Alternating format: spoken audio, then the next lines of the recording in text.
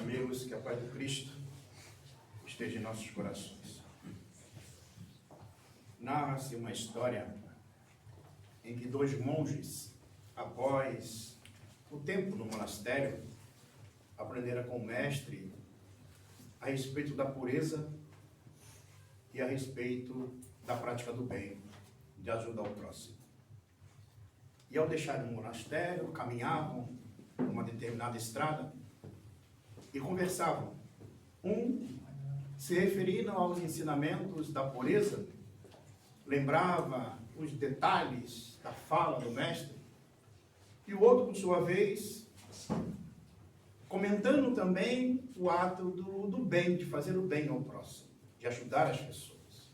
Caminhavam, conversavam, até que em um dado momento, próximo já a uma ponte pequena, eles percebem que uma senhora, que estava com alguns embrulhos, machucou o pé e pediu auxílio para atravessar de um lado do outro da ponte. Só que essa ajuda deveria pegá-la no colo e levá-la do outro lado, para atender às suas necessidades. Aquele monge, imbuído pelo sentimento da caridade, logo se predispôs a ajudá-la. Mas foi impedido pelo outro, que quando ele se referiu à questão da pureza, e disse: não faça isso, tu estás contra os ensinamentos do mestre, você não deve tocar em mulher, você deve se manter puro. Mas os ensinamentos também diz o outro, que devemos ajudar aqueles que necessitam. E o outro, renitente na questão da pureza, disse: não faça isso, não toque. E foi falando, até que aquele que estava imbuído com o sentimento da caridade, pegou a senhora, atravessou por outro lado da ponte, através do colo, pegou as bolsas, atendeu às necessidades, e a senhora foi atendida e eles continuaram caminhando. Ao caminhar, o outro, que era envolvido pela pureza: você não devia ter feito isso, você não devia ter agido desta forma. E continuava caminhando, e aquele que tinha ajudado a senhora lá atrás, permaneceu quieto. Caminhavam, e o outro não parava de falar: você foi contrário aos ensinamentos, você não agiu de acordo. Até que em um dado momento, depois de muito andar, bem longe daquele local onde a senhora foi atendida, aquele envolvido pelo sentimento da caridade disse: é engraçado, eu ajudei aquela senhora a atravessar de um lado do outro da ponte, mas você continua trazendo ela até agora. Então, muitas das vezes, quando a gente vai estudar a doutrina espírita, principalmente com um tema que foi proposto nessa Semana Espírita, doenças da alma, nós partimos de uma base de um conhecimento já conhecido por nós. Um conhecimento que está introjetado em nosso psiquismo. Daquilo que nós viemos aprendendo com nossos pais, com nossas mães, com as crenças. E nós construímos e até, muitas das vezes, queremos encontrar no desfecho do conhecimento espírita a justificativa daquilo que nós aprendemos no passado, de uma educação judaico-cristã. Por exemplo, nós queremos que a culpa não esteja em nós, queremos que a culpa esteja lá em Adão e Eva. Ah, foi por causa deles, comeram lá maçã, aquela coisa toda, né? Hoje tinha salgadinho, não tinha maçã, né? Então, aí a gente fica com essa culpa, e em um processo natural nós começamos a reproduzir o mesmo sentimento das ideias de outras crenças nas quais nós fomos educados em períodos anteriores, dos nossos pais, dos nossos avós, até mesmo das nossas outras reencarnações, que muitas das vezes, ao reencarnar, a gente não conseguiu se desconectar ainda disso. E aí continuamos fazendo a mesma reprodução. E o ponto principal, que eu preciso colocar culpa em alguém. Então hoje, modernamente na doutrina espírita, eu coloco culpa nos espíritos. O copo caiu em casa, foi o espírito que puxou, né? Eu estou passando a roupa, não prestando atenção em outra coisa, queima a camisa, foi o espírito. Esse espírito obsessor não me deixa. É muito fácil eu colocar a culpa no outro. É muito fácil eu me direcionar para algo que está longe de mim. Mas a doutrina espírita, ela tem um procedimento diferente. Por isso que é importante o estudo da doutrina espírita, ainda mais agora, né, nesse retorno, depois desse processo todo aí, desse medo, né, que nos acicatou de perto. Muitos espíritas, até alguns ligaram para mim e falaram assim, Sidney, e se eu desencarnar? Eu falei, desencarnar tu continua vendo. O pior que pode acontecer é morrer pela pandemia. E se desencarnar, vai continuar no plano espiritual. Então, veja, tenho medo de voltar ao plano espiritual, que é a pátria verdadeira. Eu não sei se vocês sabem, todo mundo que está aqui vai um dia desencarnar. Estou avisando, né, para depois não dizer que não foi avisado. Vai voltar ao plano espiritual. E aí, como é que eu vou voltar ao plano espiritual? Querendo encontrar o que no plano espiritual? Do modelo que eu criei na minha mente? Ou algo que a doutrina espírita está nos ensinando? Por exemplo, o nosso irmão acabou de ler, no primeiro capítulo do Evangelho segundo o Espiritismo, sobre a doutrina espírita, sobre o Espiritismo. Ele tem um modus operandi de estudo, de análise. Ele tem uma base lógica de raciocínio. Ele foge de toda essa estrutura de crenças que nós criamos ao longo do tempo para modificar. Aí vocês poderão dizer para mim, mas Sidney, é difícil a gente se desconectar. É difícil a gente esquecer. Mas é claro, eu acredito que a grande maioria que está aqui é espírita pela primeira vez. Com exceção dela ali, talvez seja pela segunda vez e meia, até meio, né? Mas a grande maioria de nós, todos, é espírita pela primeira vez. Significa dizer, gente, que nós estamos tendo contato com essa proposta espírita pela primeira vez. Mas passamos praticamente quase 20 séculos tendo contato com a crença judaico-cristã. Primeiro do judaísmo, trazido por Moisés, e também do cristianismo. Não aquele cristianismo lá dos primeiros 30 anos do Cristo, mas o cristianismo que os homens, ao longo do tempo, criaram. O modelo que os homens criaram. O medo, né, de colocar as penas eternas, o sofrimento eterno. E aí eu chego na doutrina espírita, eu quero encontrar os mesmos justificativos. Eu acredito que muitos de vocês devem ter assistido o filme Nosso Lar. Quem assistiu aqui, por gentileza? Então, eu sei que várias pessoas assistiram o filme Nosso Lar. Alguns companheiros da nossa casa, após assistir o filme Nosso Lar, depois que a gente se encontrou no centro espírita, disseram assim para mim, Sidney, eu achei uma coisa terrível no filme Nosso Lar. E eu falei, poxa, mas o que foi? Coisa tão boa, tão tranquila, né? Não, descobrimos uma coisa terrível. O que foi que vocês descobriram? Descobrimos que o umbral espírita é pior do que o inferno católico. E aí o pessoal já ficou com medo, né? A dona Geni, para quem conheceu, já é uma senhorinha, já está com a... Né, já passou um pouquinho do prazo, né? Está no corpo. Ela virou para o grupo e disse assim, eu não tenho medo do umbral. A lama lá é medicinal, vai acabar com as rugas. E segundo, que chegando no umbral só tem gente conhecida. Veja, olha só. Se a gente pegar a história da doutrina espírita e o conteúdo do espiritismo e comparar com as crenças pagãs ou até as crenças católica, apostólica, romana que foram criadas ao longo do tempo, nos dá medo. E a gente quer fazer essa analogia. Quando, na realidade, devemos entender que a doutrina espírita traz um novo paradigma para a humanidade. Então, se eu não fizer esse corte, como diz a ciência, o corte epistemológico, ou seja, daquilo que já foi, daquilo que agora deve ser, se eu não fizer esse corte, se eu não fizer esse momento de transferência, de entendimento, eu vou continuar ainda querendo encontrar São Allan Kardec, São Bezerra de Menezes, e aí eu quero botar os são aqui todos para poder justificar a proposta espírita, quando não é mais, não cabe mais isso. Por que não cabe? Porque agora o propósito da doutrina espírita é a base da lógica do raciocínio, da inteligência. É um processo dedutivo racional. Eu passo a aceitar, a entender, a Deus a agir de acordo com as leis divinas, porque eu compreendi, não porque me colocaram medo que eu ia para as penas eternas, para as fornalhas lá do inferno. Não. Eu começo agora a agir diferente diante da vida, um comportamento diferente, um modelo diferente, porque eu aprendi na doutrina espírita que eu sou senhor da minha própria felicidade. Então a construção dessa nova era, ela passa pelo conhecimento espírita. E é o que nós propomos no dia de hoje, trazer um raciocínio para vocês. Espero que eu consiga, eu estou tentando fazer essa palestra já umas 4 vezes, essa é a 5ª, né? Amanhã também vou fazer de novo. E eu estou sempre trazendo esse conceito, essas ideias, essa fala nossa, para mostrar que a doutrina espírita tem um material que nós devemos avançar e conhecer. Quando eu disse, né, que a grande maioria de nós, ou praticamente todos nós, somos espíritas pela primeira vez, quem nos fala isso é o nosso querido Chico. No livro Espírito de Verdade, é uma mensagem de Carlos Lomba, ele diz, espírita pela primeira vez. Quando nós tivemos espíritos pela segunda vez, ou seja, aquele que já reencarnou, já teve contato com a doutrina espírita, eu reencarnar de novo como espírita, e aí nós vamos começar a ter a modificação do entendimento perante as situações da sociedade, da humanidade, individuais. Na terceira, na quarta, na quinta geração, nós vamos ter uma grande diferença daqui a algum tempo. Mas, pelo menos, por enquanto, nós somos espíritos já pela primeira vez. É o primeiro contato. Então, fica difícil da gente se desconectar desse 20 séculos de processo mente-emocional do que eu aprendi para uma nova postura. É muito difícil.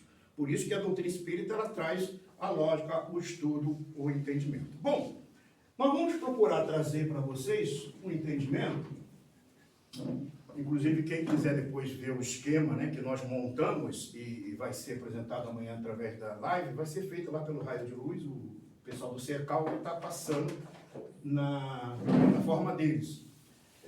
O que eu vou tentar trazer para vocês é justamente o entendimento para a gente poder entender a questão da doença da alma. Porque muitas vezes a gente tem aquele pensamento, né, de encontrar a cura. E hoje, então, a proposta de cura está muito boa, né? Porque o que tem de terapia por aí tem um monte. Então você pode escolher qual a terapia que tu quer para você poder curar o corpo. Agora, a alma só cura com conhecimento. A alma só cura com modificação comportamental. A alma só cura com transformação pessoal e entendimento das leis de vida. Porque se a alma curasse simplesmente com a imposição de mãos, um passe, bastava ir ali no presídio, dar um passe em todo mundo, estava todo mundo santo. Era fácil. Não acontece assim. Como não acontece qualquer outra terapia que se apresente, que tenha a sua validade, que ajuda as pessoas, com certeza, mas que a proposta espírita não precisa se afiliar a esses processos. Por quê? Porque ela tem algo que é muito mais profundo, que é o conhecimento da nossa realidade como seres imortais. Allan Kardec, no livro A Gênese, para quem não sabe, o livro A Gênese é um livro onde ele trata de vários capítulos, né? E cada capítulo do livro A Gênese tem a ver com as ciências humanas, tem a ver com as ciências que nós conhecemos. Cada capítulo. Se nós pegarmos os capítulos ali da Gênese e fizer esse paralelo com as ciências, a gente vai encontrar sempre a ligação com as ciências que nós conhecemos. Nós já fizemos esse seminário sobre esse assunto, mostrando cada capítulo da Gênese e cada ciências humanas nas quais elas estão ligadas. Hoje nós vamos tratar de um capítulo específico, que é o capítulo 3. Nesse capítulo 3, Allan Kardec trata sobre o bem e o mal. Ao tratar sobre o bem e o mal, ele está tratando de algumas ciências, como a psicologia, como a psiquiatria, como as ciências que estudam o comportamento humano. Porque é justamente nesse capítulo que ele vai falar da origem do bem e do mal. Então, quando ele começa a estudar ou analisar a questão do bem e do mal, ele vai afirmar para nós que numa fase inicial, o homem, nós, seres humanos, só possuímos instintos. Então, vai mostrando que o instinto, e ele vai fazer ali uma análise nesse capítulo 3 do livro A Gênese, ele vai fazer uma análise entre o instinto e a inteligência. E ele vai dizer, então, que a inteligência, o instinto, existe basicamente para a proteção do indivíduo, para evitar a morte, para ver a conservação do ser, desde os animais. Então, se a gente pegar aí os animais, se for analisar, às vezes a gente olha, basta olhar aí os filmes, né? Muitas das vezes, quando uma região vai ter alguma situação de enchente, os animais naturalmente vão para outros lugares. Nós vemos aí animais repetindo o comportamento há milênios. Os salmões, por exemplo, ao subir o rio, do mesmo jeito que acontecia no passado. Porque esse código comportamental dos animais, esse código genético, esse código instintivo, está pronto. E é impulsionado pelos espíritos, os bons espíritos, para a conservação da espécie, para manter a procriação, a necessidade, como aconteceu conosco na época dos homens da caverna, né? O período da pedra lascada, da pedra polida. Esse período todo foram fase instintiva. Só que aí ele diz assim, a inteligência, ela surge a partir de um dado momento. Só que a inteligência, ao surgir, ela não é um resultado, não é derivada do instinto. O instinto ele vai existir até um dado momento em que a inteligência começa a desenvolver. Então é preciso que a gente comece a perceber que o instinto ele vai diminuindo à medida que a inteligência vai avançando. E aí nós vamos entender que o instinto, então, ele vai ser este instinto da vida. Por exemplo, se eu pegar um cachorrinho que acabar de nascer, na hora que ele acabou de nascer, eu tirar o cachorrinho lá da cadela, né? E botar no meio do gato, vai acontecer o que com o cachorrinho? O que vocês acham? Assim, não. Vai acontecer o quê? Vai miar? Mamar. Ah, vai mamar. Isso é básico. É necessidade de sobrevivência, certo? Mas o cachorrinho vai miar? Por que não vai? Por que não podia, né? Ele nem ouviu o latido da mãe dele, já podia aprender a miar, não podia? Mas por que isso não acontece? Porque o código genético já está pronto. Porque esse processo acontece intrauterinamente. Enquanto nós, seres humanos, acontece extrauterinamente. Essas ligações é uma palavrinha mais ou menos assim, ó. Aqui é o nosso neocórtex, tá? Faz conta que isso aqui é o meu cérebro, tá? Para não ficar... Esse processo aqui de ligação do tálamo com a situação do nosso neocórtex, que é o cérebro novo, que só acontece com os seres humanos, isso só foi possível com o desenvolvimento da inteligência, né? Então, quando acontecem essas ligações aqui, no ser humano acontece extrauterinamente, depois que ele nasce. Por isso que ele se adapta à criança. Mesmo assim, o instinto ainda existe para quê? Para sobrevivência, senão ela morre. Por isso que a mãe, o pai, fica, né, aquela coisa toda para proteger. Depois cresce, né? Uns aí que fica depois de 17, 18 anos, não sei de onde veio essa criatura, né? Parece que mudou. Mas, ao mesmo tempo, esse processo instintivo, ele está no início, mas, ao mesmo tempo, a inteligência começa a acontecer. Esse processo aqui, gente, é uma palavrinha assim, ó. Isso vai cair na prova, né? Ele vai fazer a prova aí, o pessoal que está estudando à tarde, né? É o processo de telecefalização. Gravaram? Então, é um processo de telecefalização. Esse processo aqui que acontece no ser humano do lado de fora, né, extrauterinamente, e esse aqui acontece com os animais internamente. Então, por isso, gente, o gatinho, que o pessoal dorme na cama, não vai ser o filhinho na próxima reencarnação, não. Desculpa falar. Nem o cachorrinho, por mais belo que seja, né? Não vai vir meu filhinho da próxima. Não. Vai ainda precisar passar algumas elaborações, essa alma que está em processo de individualização, para poder chegar na fase hominal. Está lá na terceira parte, na segunda parte do Livro dos Espíritos, no capítulo 11, sobre os animais. Inclusive tem até um livro que nós publicamos sobre os animais, que está lá na Amazon. Mas só para a gente poder entender que quando a gente tem a ligação com os animais, e aí o gato e o cachorro, né? Hoje está aprendendo outra coisa, e todo mundo, olha só a inteligência dele. Porque ele reproduziu um condicionamento, né? Um comportamento condicionado, é natural que aconteça. Porque se fosse por conta própria, ele não é capaz de desenvolver inteligência, embora tenha alguns comportamentos que nós até verificamos. Mas, bom, o que importa entender isso? Porque essa fase instintiva, ela deixa de existir, e aí o que acontece nesse íntere aqui? Que são as sensações que começam a ser desenvolvidas e a paixão. Lá na questão 907, eu vou começar a colocar aqui mais ou menos a referência. O nosso querido ali disse que eu posso ir até a meia-noite, então eu estou tranquilo, né? Na questão 907 do Livro dos Espíritos, Allan Kardec pergunta sobre a paixão. E os Espíritos respondem: a paixão é uma força que decuplica a capacidade do ser. Ela é capaz de fazer que aquilo que eu não faço num dado momento, mas com a paixão eu realizo. Só que a paixão, ela é cega, ela é originária do instinto. E ela precisa ser direcionada. É como se fosse um cavalo, um corcel. Se eu direcionar, eu levo ele para onde eu quero. Se não direcionar, ele vai sair, né, correndo para tudo quanto é lado.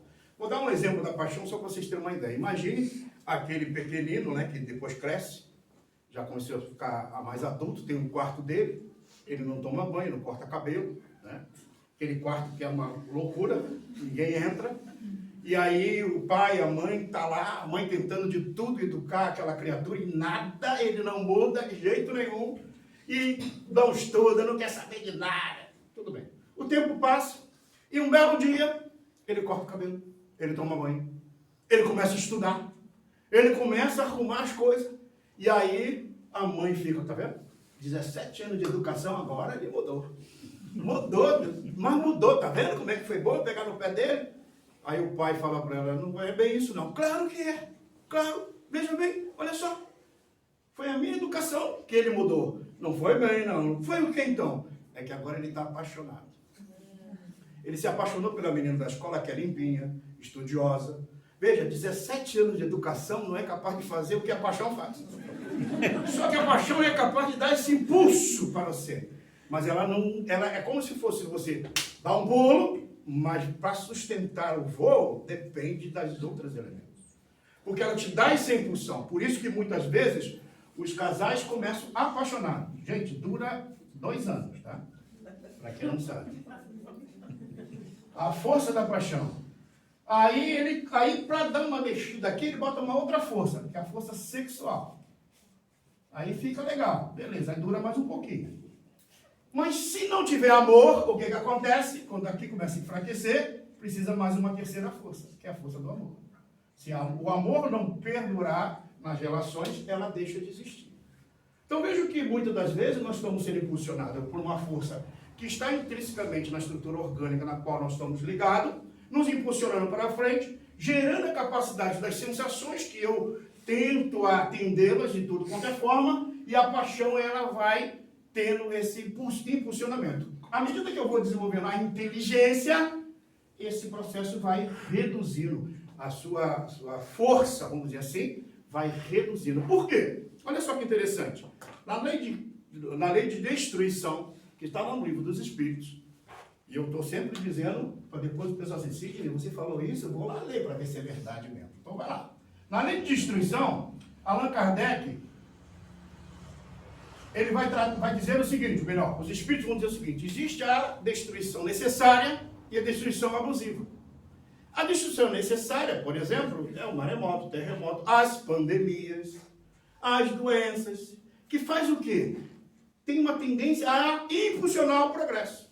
Vejo que quando acontece alguma coisa, o progresso acontece. Quando acontece um maremoto, um terremoto, de repente os homens começam a descobrir técnicas e meios para evitar ou detectar o problema antes. Como as doenças agora, aconteceu a pandemia, como a ciência correu para fazer testes, para ter as vacinas. Então isso tudo impulsiona. Então isso faz parte das leis divinas. Como é que nós poderíamos impulsionar? É a dor que faz que a gente impulsione. Agora olha só que detalhe. Tem a destruição abusiva, que é por nossa conta. As guerras, por exemplo. Olha só que maravilha os Espíritos dizem. Se fosse na faixa instintiva, a gente estaria apenas protegendo a própria espécie, protegendo a vida. Só que quando eu vou desenvolvendo a inteligência, o homem começa a ter o quê? A capacidade de evitar esses problemas, de interferir nessas dificuldades. No maremoto, no terremoto, nos tsunamis, ele tem condição de verificar as placas tectônicas se mexendo para evitar acontecer os tsunamis, como aconteceu em algumas regiões do mundo. Por quê? Porque a inteligência começa a ser desenvolvida. Agora, por que ele ainda não consegue parar a guerra? Por que ele não consegue modificar? Aí alguém vai dizer assim, não, porque o mal existe. Junto com Deus foi aquele lá criado também por mal. Ele pega todo mundo e vai borrando todo mundo. Mas a gente aprendeu lá no passado, lá pela doutrina pagã, que lá no passado existia lá as duas situações para o homem, qual era? O mal, aquele que fez o mal, ia para os Hades, para os infernos, para sofrer eternamente. E o que fez o bem ia para os campos elíseos, para a felicidade. Então essa era a ideia da doutrina pagã. A ideia da doutrina pagã era muito interessante, inclusive, como é o nome da senhora? Neuci. A Neuci estava até lendo aqui o livro Céu e Inferno que eu pedi para ela, né, no início, quando eu cheguei aqui, todo mundo estava lá no bolinho e ela estava aqui lendo. Só vocês saberem, tá? Eu vi. Então ela estava lendo, e aí o que acontece de lindo? Quem está falando isso, gente, é o codificador que eu estou dizendo agora. A respeito dessa doutrina pagã, que criou a ideia de inferno, que criou a ideia de céu, que depois foi, de uma certa forma, assumida pelas crenças, ou seja, os pais das religiões trouxeram isso. Na época do povo pagão, Essas regiões onde tinham os homens em sofrimento, pelo mal que eles cometeram, tinha um indivíduo lá que ficava lá cuidando para ninguém sair de lá. Mas numa repaginada da ideia, né, após a vinda, né, das doutrinas cristãs, principalmente, vinda a partir do ano 313, é bom lembrar esse fato histórico. Em 64, Nero tacou fogo em Roma. Até o ano 30, Jesus trouxe a sua mensagem. A mensagem do Cristo era cristalina, pura, passada para todas as pessoas. Quando Nero taca fogo em Roma, ele coloca a culpa naqueles seguidores do Cristo, que eram os cristãos, e eles começaram a ser perseguidos. E é perseguido até o ano 313 da nossa era, que quando Constantino tornou a religião cristã a religião oficial do Estado. E aí começa a modificar. Bom, quando começou a modificar, a gente pegaram a mesma ideia da doutrina pagã. A ideia do inferno, para aquele que faz o mal, e vai para lá e não pode sair de jeito nenhum. E aquele que fez o bem, vai para o céu. Tem 3, 4, 5 céus, tem um monte de céu. Mas, tudo bem. Aí, da doutrina cristã, o que saiu? Aquele que cuidava do lugar lá do povo, para não sair daquele lugar ruim, diferente do povo pagão, de vez em quando ele dá uma passadinha pela terra, para tentar o povo, né? E aí coloca alguma coisa na cabeça do povo, e o povo começa a fazer mal, para ele quer levar mais gente para lá. Então veja que a ideia começa a passar para me botar culpa no outro. Ah, mas fui atentado. Certa feita perguntaram ao Chico: Chico, o que é tentação? Tentação, meu filho, diz o Chico, é aquilo que a gente foge doido que nos pega. Então veja, aonde está o motivo da tentação? Está na tentação ou está em mim que desejo a tentação?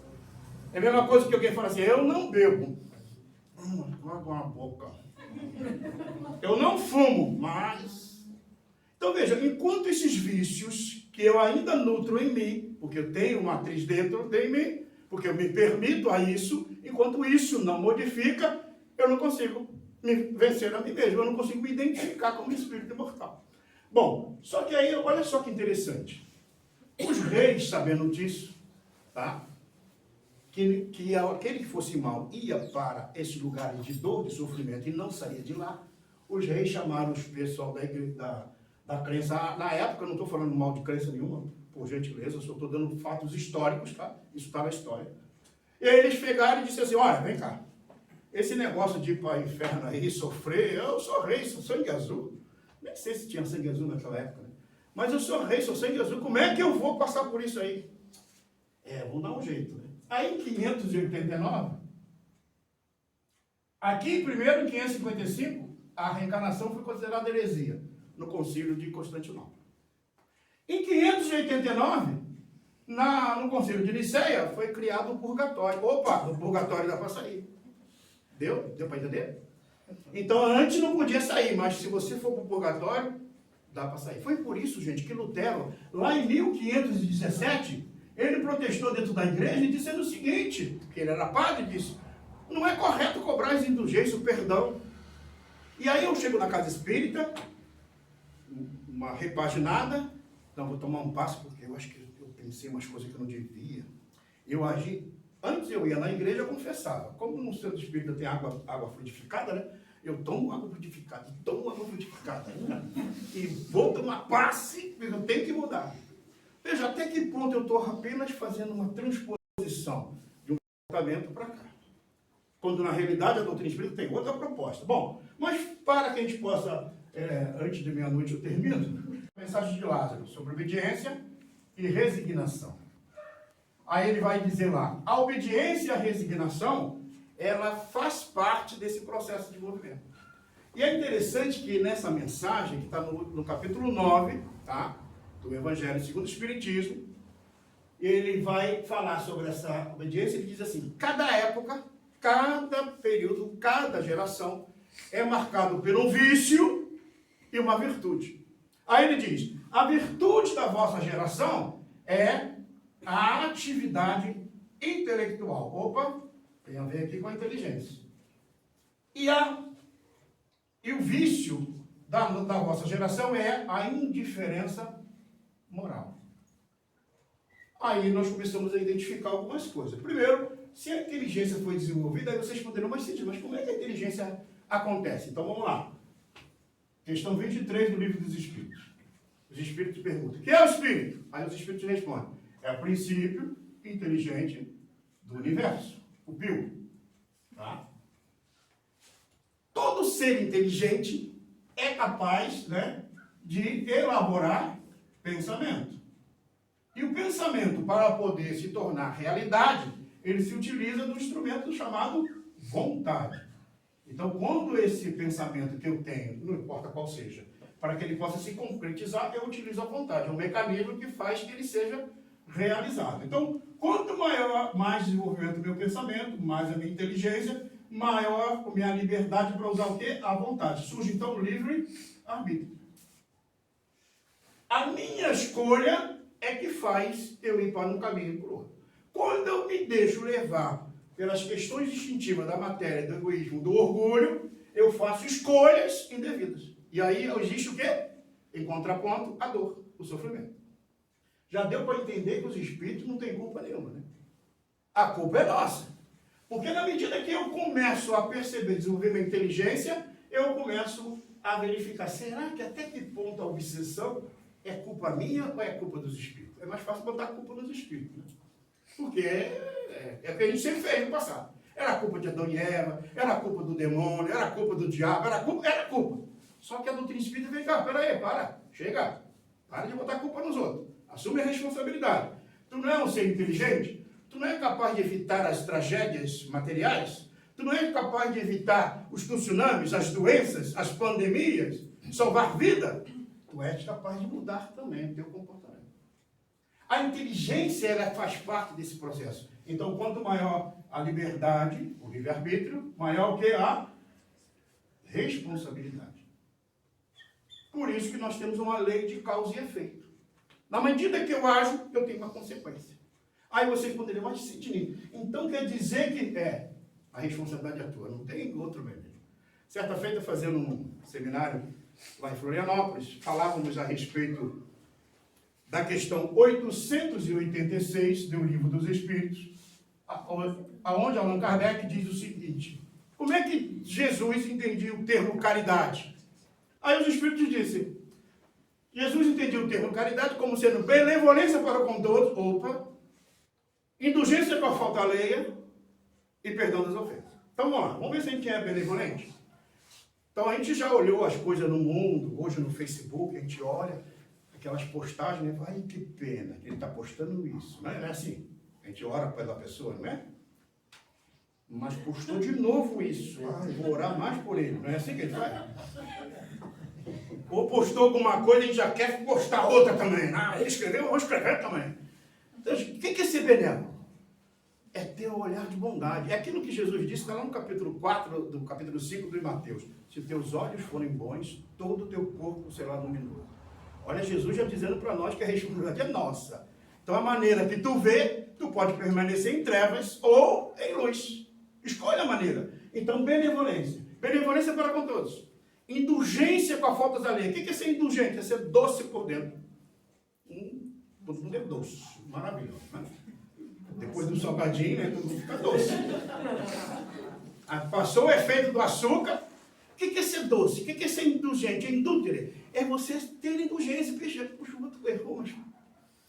Caramba.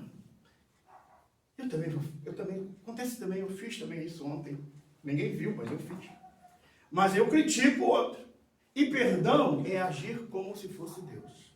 Então vejo que a própria proposta da caridade não é o simples ato de dar algo material. Não é simplesmente de dar algo para que se livre do outro. É realmente ter benevolência. Benevolência no pensar, no falar, no agir. Benevolência na presença ou na ausência do outro. Este ato de benevolência, olha só que interessante, diz lá na questão 876. É isso que gera essa liberdade aqui, ó. Quanto mais benevolente eu sou, maior a minha responsabilidade, então eu passo a ter o quê? Uma correspondente energética daquilo que eu vivo, daquilo que eu atraio. Mas se eu não uso a benevolência, eu começo a criar problemas na minha própria caminhada. E aí surge o quê? Surge naturalmente as sintonias morais que eu vou assumir. Por exemplo, todos nós, sem exceção, temos um anjo de guarda, um bom espírito, né, ao nosso lado. Nosso anjo de guarda é um espírito da segunda ordem. Não sei se vocês sabem que na questão 100 em diante, eu estou fazendo uma bagunça danada aqui, né? Mas 100 em diante da questão do livro dos espíritos, Allan Kardec trata sobre os espíritos, a evolução dos espíritos. Ele, estudando, ele analisou e verificou que os espíritos podiam ser agrupados em 3 grandes ordens. Primeira ordem, puros espíritos. Aqueles que atingiram o grau máximo da evolução, não necessitam mais reencarnar, trabalham como ministro de Deus no universo inteiro. Maravilha, né? Eu sempre, quando falo disso, eu gosto de saber, alguém desse grupo aí? Levanta a mão, por favor. Ninguém? Ah. Aí Allan Kardec fala do segundo grupo. Ele fala que o segundo grupo é os bons espíritos, que é dividido em 4 classes. Em 4 classes. O da primeira ordem é uma classe única. Mas da segunda é dividido pelo espírito benévolo, espírito de sabedoria. Então ele vai dizer assim, esses espíritos da segunda classe, eles compreendem a lei de Deus, faz que elas se cumpram. Quando estão entre nós, são almas que nos servem de direcionamento na nossa caminhada. Compreende a lei de Deus e sabe que ela deve ser cumprida. Esse grupo da segunda ordem não fica guardando mágoa, ressentimento. Não fica assim pensando se deve fazer ou não, e pega e faz. Madre Teresa de Calcutá, Irmã Dulce, Francisco de Assis, Chico Xavier, tantos outros. Pega e faz, simplesmente pega e faz. Não fica pedindo, será que vão falar? Será que vão dizer? Será que eu devo dar o dinheiro para ele? Será que ele não vai comprar droga? Comprar bebida? E aí eu fico calculando, fico pensando, eu fico fazendo. Na nossa casa lá, quando a gente tinha um trabalho do assistencial, que o pessoal entrava e o pessoal pegava roupa, um alimento, levava lá fora, dava para eles e tal, pessoal de rua, né? E lá em Florianópolis tem um número muito grande. Aí quando nós estávamos presidente da casa, eu falei, não dá para pegar esse pessoal lá fora não, tem que botar para dentro. E aí eu peguei. Depois me mandaram embora da presidência, mas eu botei tudo para dentro. Peguei os mendigos todos, trouxe todo mundo para dentro do centro espírita. Falei, vamos estudar a doutrina espírita. E começamos a estudar a doutrina espírita, o evangelho espiritual. Aí tinha um grupo lá que a gente estava formando de palestrante. Eu falei, vocês vão treinar a palestra. Mas lá, com aquela turma, eu falei, com aquela turma, palestra de 15 minutos. Vai lá fazer. E fizeram. Alguns depois que eu encontrava, alguns desses senhores e senhoras que eu encontrava pelo caminho, um trânsito lá em Florianópolis, e aí que parava no sinal, eles estavam lá querendo passar uma flanelinha e tal. Aí eu baixava o vidro e eles, ô pastor, tudo bem? Eu falei, tudo bem. E aí alguns, depois de algum tempo, que viviam na rua há muito tempo, chegavam lá com uma bolsa e tal. Essa casa aqui me ajudou, eu vim trazer essa bolsa aqui para vocês continuarem ajudando alguém. Vejam, a gente abriu espaço para trazer. Enquanto a gente às vezes fica, será que aquela turma lá do segundo, lá que eu ganhei na diretoria, aquela turma agora vai se afastar do centro. Aí se afasta. E Jesus está botando o pessoal carente na porta, está botando necessidade para trabalhar. E a gente está ali preocupado em brigar um com o outro, porque lá no passado a gente fazia isso. Falava mal um do outro. O pessoal que estava na noite de São Bartolomeu, levanta a mão. O pessoal que estava na Revolução Francesa. Então dá para saber. E a gente agora volta para o corpo e continua fazendo a mesma coisa. Só que agora tem uma roupagem nova, uma proposta nova de renovação. Enquanto eu não fizer essa renovação, eu vou continuar reproduzindo o comportamento. Por isso que é importante. O inquisidor lá que fez, agora está abrindo um centro espírita. Não sei se você conhece, tem um aí que está abrindo um centro espírita, um atrás do outro. Você conhece? Então veja, à medida que a gente vai se conscientizando, a gente começa então a perceber que aí que tem que mudar. Então, gente, quando eu paro para analisar a questão da obsessão, ela tem 2 fatores que fazem que ela aconteça. Primeiro, a indiferença moral. É o meu estado moral que atrai os espíritos. Conversas vulgares, pensamentos vulgares, atitudes vulgares atrai espírito de luz. Aí depois eu boto culpa nos espíritos. E os espíritos, mas tem espírito que chega na reunião mediúnica, teve um certa feita que chegou lá e falou assim, mas você está obsidiando? Não, não estou obsidiando não, porque quando eu chego perto dessa turma, é tanta tarja preta que essa turma toma, que eu já fico pensando em orar por eles. Eu estou melhorando. Então, ou seja, nós mesmos estamos sabotando a nossa felicidade. E toma tarja preta, e briga aqui, ele fala aquilo outro, cuida de tanta coisa e esquece de cuidar da essência nossa como espírito mortal.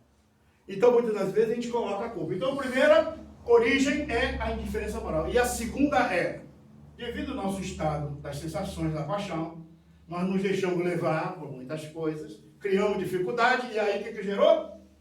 A turminha igual a gente não concordou e não perdoou. Então nós temos duas origens. Uma, a indiferença moral, comportamento moral da criatura, e a outra origem da influência dos espíritos é a questão da vingança. Ou seja, aquele que eu fiz o mal, ele se acha no direito de cobrar. Por quê? Porque ele acha que ele deve cobrar. Fazer a justiça pelas próprias mãos. Então, quando eu estou sendo acicatado, influenciado por espíritos, primeira coisa que eu devo pensar, primeiro, vir à casa espírita, tomar um passe, começar a ler, né? Mas sentir que os espíritos começou a se aproximar, pega o evangelho e começa a ler em voz alta. Porque os espíritos vão ficar ouvindo, mas esse cara não para de ler o evangelho, vai lá ler o evangelho. Né? E vai mudando. Diz lá no capítulo 14 de Gênesis, sobre a respeito dos fluidos, ele diz, no item que fala sobre a obsessão, ele fala assim, a prece é o melhor antídoto contra a obsessão. O ato de orar.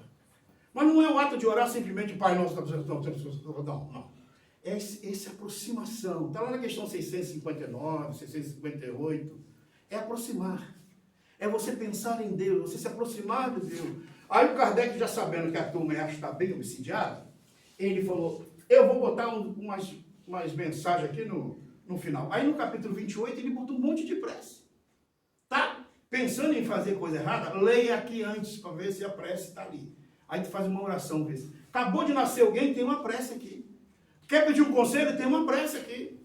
Alguém está sentindo influência? Tem uma prece aqui. Está com dificuldade em casa, no relacionamento? Tem uma prece aqui. Então veja que é preciso que a gente volte a entender que a proposta espírita é de renovação pessoal. E aí nós passamos a não responsabilizar mais os espíritos. Aquele que vem se vingar, porque ontem, no passado, eu desillustrei o comportamento com ele. Eu traí a sua confiança. Eu fiz algo que ele, de uma certa forma, não concordou e não perdoou ainda. Como é que eu vou fazer para que ele se modifique?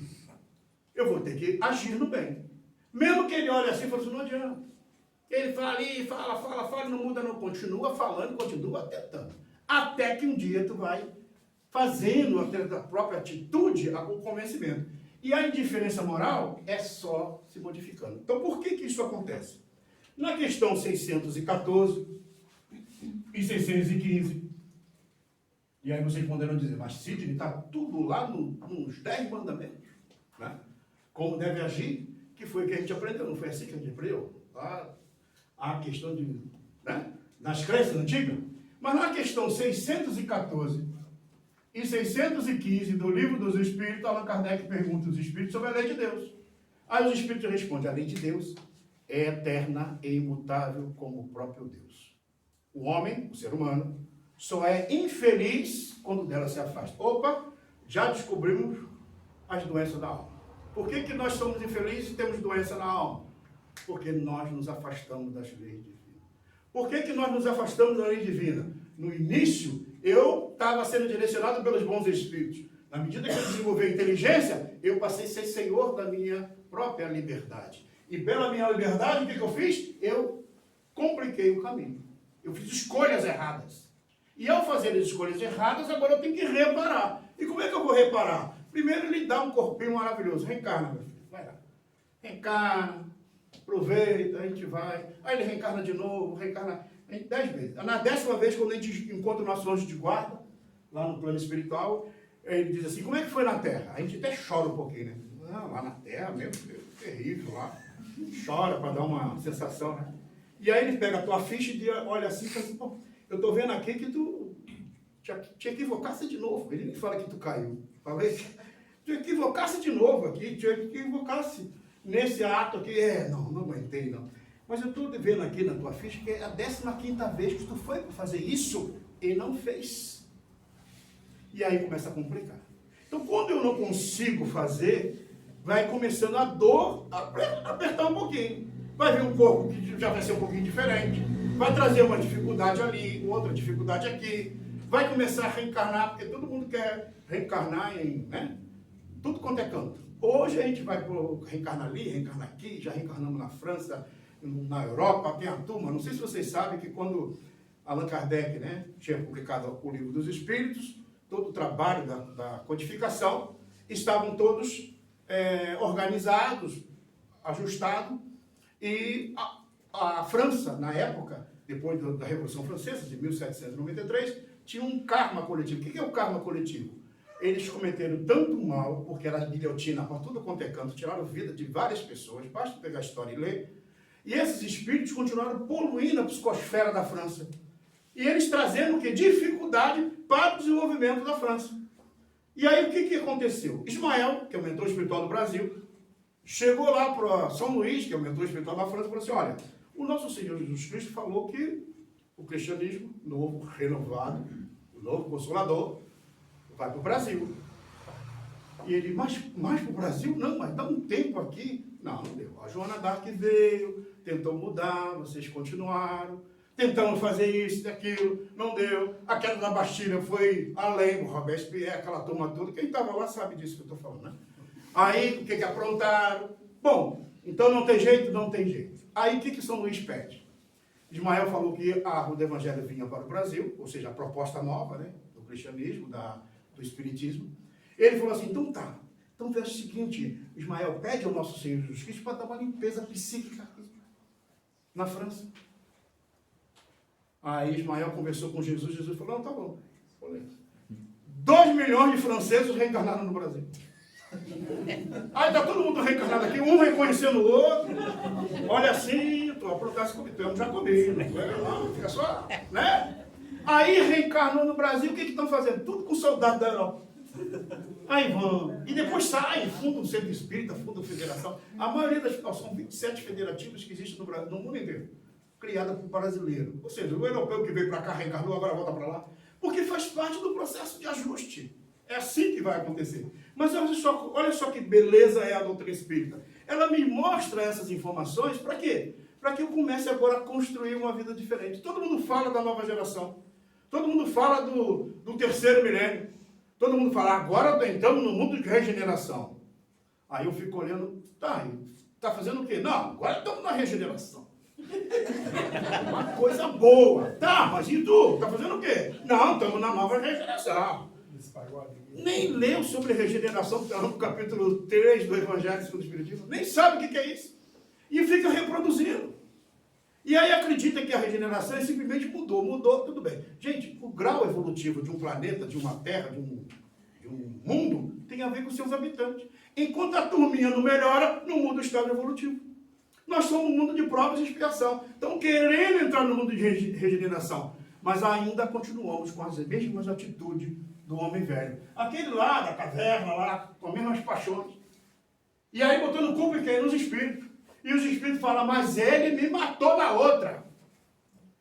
E aí, não, mas a culpa não é minha. Você estava na frente. Não, mas eu estava na frente, só era eu que estava lá. E aí começa, né? Então veja, enquanto eu não entender que essas dores e essa culpa não é do outro, é minha. Enquanto eu não entender que o processo obsessivo é uma sintonia na qual eu estou vinculado, eu não vou entender a proposta espírita. Porque a proposta espírita te diz o seguinte, estás passando a dificuldade, como diz Divaldo Franco, se por acaso tu sentir a influência de um espírito, ouve bem e diz assim, não vou dar campo mental, fofoca de espíritos ocupados. E a gente esquece que todos nós temos um anjo de guarda. Gente, sabe quantos nós somos na Terra? Cerca de 8 bilhões, tá? De seres. No mínimo, temos 8 bilhões de bons espíritos nos auxiliando, individualmente. Cada um de nós. Não importa o nome. Pode dar o nome que você quiser. Santo Antônio, Santo Agostinho, Santo... Não, está lá no capítulo sobre anjos e guardiões, que está lá no livro dos Espíritos. 8 bilhões, mas quem a gente lembra sempre do obsessor? A gente nunca lembra do anjo de guarda, do bom espírito. Só que o anjo de guarda, o bom espírito, ele não é o capataz. Ele não é o leão de chácara. Por exemplo, eu parei com o carro ali, ou vocês devem ter parado, porque veio de carro, e o teu anjo de guarda, que pode estar aqui, pode estar anos de distância, então eu fecho o carro. E aí, se você não fechar o carro, a culpa não é do anjo de guarda. Tem gente que está querendo lá ver o carro, né? Se está fechado. Então, A intuição vem. Agora, você agir, depende de você. Porque os bons espíritos só para o bem orientam. Não existe um espírito bom, um espírito obsessor. Só obsidia espírito da mesma categoria nossa, que pensa igual a nós. Então, por isso que quando Allan Kardec classificou os espíritos, ele vai falar que os espíritos da segunda ordem são bons espíritos. Agem em nome de Deus. E quando eles estão na posição de anjo de guarda? Bom, aí ele fala da terceira ordem. Os espíritos da terceira ordem, ele diz assim, não compreende as leis divinas. São chamados de espíritos imperfeitos. Não compreende a lei divina. Ao não compreender a lei divina, tem uma relação com Deus um pouquinho meio neurótica. Tem uns que faz assim, faz uma prece, Senhor, entrego a ti o meu problema. E dá uma olhada no relógio. Como Deus não responde no tempo que ele quer, ele pega o problema para resolver, sempre dá errado. Dessa turma, tem uns que dizem assim para mim, Sidney, eu estou magoado, estou ressentido. Eu falei, quanto tempo? Há uns 20 anos. Por quê? Porque eu não sei, mas que eu estou magoado, adoro ficar magoado. Tem essa turma, por exemplo, da terceira ordem, que quando eles se encontram, depois de passar um final de semana, né, aprontando todas, aí encontra na segunda-feira e vira para o outro e fala assim, olha, meu final de semana foi terrível. Eu passei mal, eu fui pro posto, e não tinha médico, e não tinha isso, e como tá um monte de tragédia que aconteceu, até aumenta um pouquinho, né? Aí o outro que está ouvindo fica quieto, está ouvindo. Aí quando ele dá, porque o pessoal da terceira ordem fala sem respirar. Aí quando ele dá uma respirada, o outro, contigo aconteceu isso, comigo foi bem pior. E aí narra a coisa mais, e narra e tal, e fala. Aí o que contou primeiro fica com ciúme. Poxa, eu queria contar mais para você, mais, né? Sofredor do que o outro. E aumenta o sofrimento. E fala do mal, e critica, e matou, e tem não sei quem que morreu ali, e atropelado. Então essa turma da terceira ordem tem dificuldade de ser feliz. Complica a vida dos outros, vai uma coisa séria. Não precisa levantar a mão não, tá? Então veja, a terceira ordem são almas que precisam o quê? Se entender. É filho de Deus, é os mesmos espíritos que chegaram à luz, mas só que ainda não entenderam o mecanismo. Por isso que no capítulo 3 da Gênesis, o que diz o codificador? Nós não estamos seguindo a lei divina. Qual é a lei de Deus? É eterna e imutável como o próprio Deus. Aí, para complicar um pouquinho, na questão 621, Allan Kardec pergunta, aonde está escrita a lei de Deus? Na consciência. Não tem jeito? Não tem jeito. Está na nossa consciência. Está insta em nós. Né? Quando a gente falava lá naquele seminário com aquela senhora, e eu falava sobre a questão do perdão, e ela virou para mim e falou assim, Sidney, não dá para perdoar não. Eu falei, não, tá. Não dá para perdoar? Né? Que é a questão 886? Então tá bom. Allan Kardec escreveu 3 capítulos. O capítulo 10 do Evangelho. Bem-aventurados os misericordiosos. Que fala sobre o perdão. Aí ele diz lá, quantas vezes deve, aquela conversa de Pedro com Jesus, né? Senhor, quantas vezes devo perdoar o meu irmão? 70 vezes 7 vezes? Aí Jesus falou, não 70 apenas 7 vezes, né? Mas ele diz lá, cada ofensa perdoada 70 vezes 7 vezes. Está lá no Evangelho. No meu, pelo menos, está. Não sei se vocês têm. Essa frase está lá. Cada ofensa. Aí ela falou, mas temos aí que não dá, não. Eu falei, por isso que ele escreveu o capítulo 11. Amai-vos uns aos outros. Que fala sobre o amor. Né? Ele quer dar uma visão do amor de Lázaro, bonito e tal. E ela virou para mim, não dá jeito. Não tem jeito. Temos aí que eu não consigo amar mesmo. Eu falei, por isso que ele escreveu o capítulo 12. Que é o capítulo que vai falar sobre amai vossos inimigos. E aí ela virou para mim, não tem jeito não. Eu falei, não tem jeito. Então, gente, está na nossa mão encontrar a saúde. Está na nossa mão encontrar a cura. Está na nossa mão encontrar o mecanismo para ser feliz. Por que a gente não faz? Porque nós somos espíritas pela primeira vez. Vamos dar um desculpa, né? Somos espíritas pela primeira vez. Precisamos vir pela segunda, passar algumas necessidades para a gente entender que a proposta da doutrina espírita é libertadora.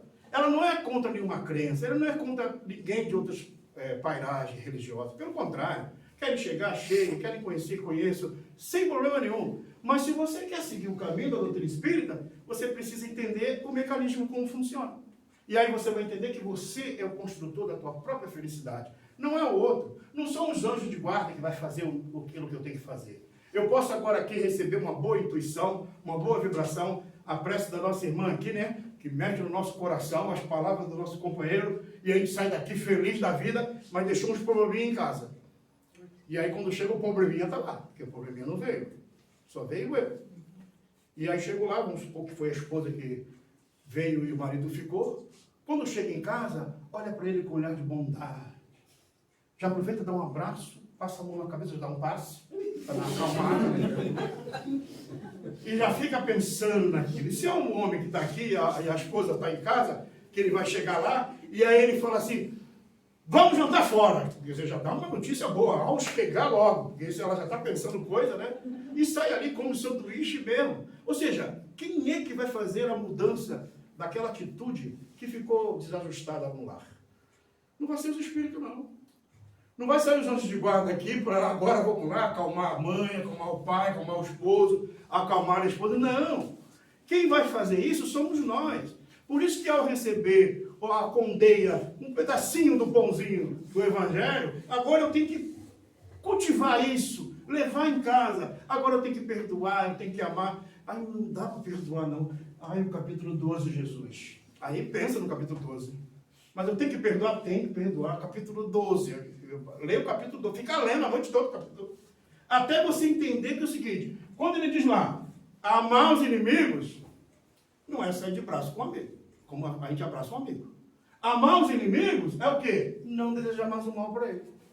Se alguém te traiu, alguém que agiu não corretamente contigo, não dá para tu ter confiança. Mas amar os inimigos é não desejar mais o mal. É ficar feliz quando ele tem uma felicidade. Ah, ele teve, né? Passou naquele concurso, não merece, vai perder tudo. Aí eu estou trazendo energia para mim mesmo. Então vejo que eu preciso entender que a proposta da doutrina espírita, gente, é uma proposta de renovação. Por isso, e quando a gente fala sobre obsessão, e nós temos aí no nosso canal lá do YouTube, Sidney Lourenço, um estudo sobre obsessão, um seminário sobre obsessão e suas máscaras, que a gente fala assim, trocentas coisas sobre obsessão. Mas só para entender, gente, essa complexidade da obsessão, que está lá no capítulo 23 do Evangelho, do Livro dos Médiuns, ele mostra muito bem que todas as ações da obsessão simples, da obsessão por subjugação, da obsessão por fascinação, que são graus da obsessão, ela está atrelado à indiferença moral do ser. Está atrelado ao comportamento dele. Modifica o comportamento que modifica a situação. No caso de subjugação, eu preciso de ajuda se eu estou sendo obsidiado num processo obsessivo.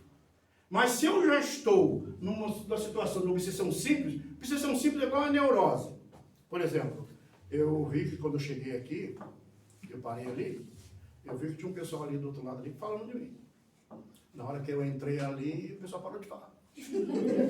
Então, a neurose é mais ou menos assim. Tu chega no ambiente e tu fica desconfiado de todo mundo. Daqui a pouco tu fica feliz. É aquele que mora lá no 12º andar, quando desce lá embaixo, fechou a porta. Aí o obsessor, né? Fechou não. Fechei, não fechou, aí tu volta. Chega lá, tá fechado.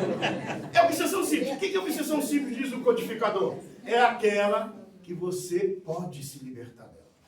Deixa que tu preste atenção. Opa, eu estava pensando no bem, de repente veio esse pensamento negativo.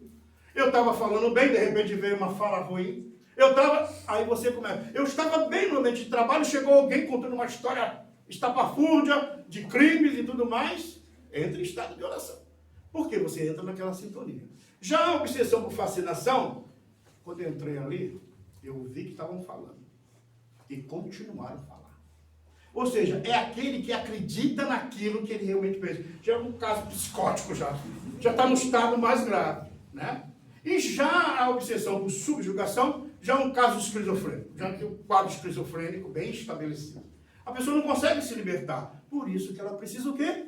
De ajuda. Por isso que ela precisa do passe. Por isso que ela precisa da medicação, porque o corpo nosso precisa da medicação. Enquanto a alma precisa do alimento do Evangelho. Então a doutrina espírita, amiga, a casa espírita, ela tem essa proposta. Essa Semana Espírita serve para essa área de meditação. Cada companheiro trouxe um tema, um conteúdo, que serve para nós construirmos. Sair daqui e entender o seguinte, a felicidade está comigo. Eu sou filho de Deus. Lá na questão 621, está na minha consciência. E aí Allan Kardec dá pergunta na questão 629. Kardec era fogo, ele pergunta tudo. Não sei por quê. Ele pergunta, como é que ele pode entender a moral? Aos espíritos diz, a moral é a regra de bem proceder.